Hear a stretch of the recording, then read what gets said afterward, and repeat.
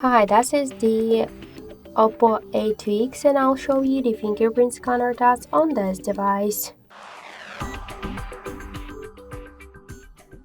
So I just set up my fingerprint to the scanner on the power key button, and now I'll make a couple of tries to unlock the device with my fingerprint and we'll see how fast this option is and does it works.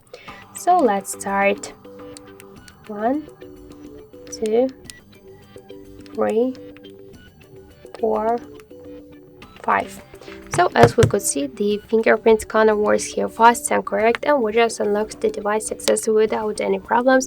So you could try this unlock method, but don't forget that the fingerprint is less secure than the passcode or pin code unlock methods. Thank you for watching, and if you like this video, leave thumbs up and subscribe.